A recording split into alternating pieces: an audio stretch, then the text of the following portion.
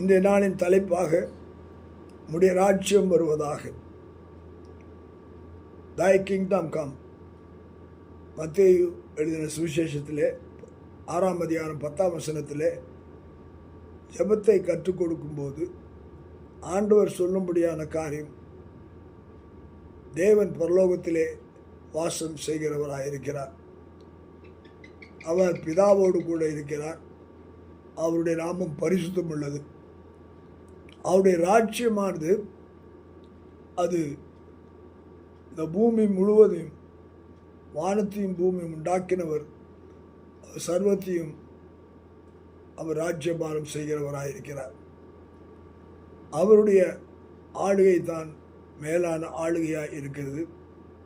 நம்முடைய வாழ்க்கையிலே நாம் அவருடைய ராஜ்யத்திற்கு, ராஜ்யம் என்று சொல்வது அவருடைய கட்டளைக்கு கீழ்ப்படிந்து இருக்கும்போது, அந்த கட்டளைகளை நாம் கை கொள்ளும்போது, அதன்படி நடக்கும்போது என்ன நடக்கிறது என்று பார்க்கும்போது, அவர் நமக்கு சகலத்தையும் உணவிலிருந்து நம்முடைய வாழ்க்கையிலே நாம் நடக்க வேண்டிய காரியங்கள், நம்முடைய தேவைகள், நம்முடைய சோதனைகளிலே வெற்றி, அவருடைய வல்லமை, அவருடைய மகிமை, நாம் அவரை ஆள செய்வதனாலே நமக்குள்ளாய் அது ஆளுகை செய்கிறது. அந்த ஆளுகையிலே நாம் வளர்வோம். கர்த்தர் நம்மை ஆசீர்வதிப்பாராக. ஆமென்.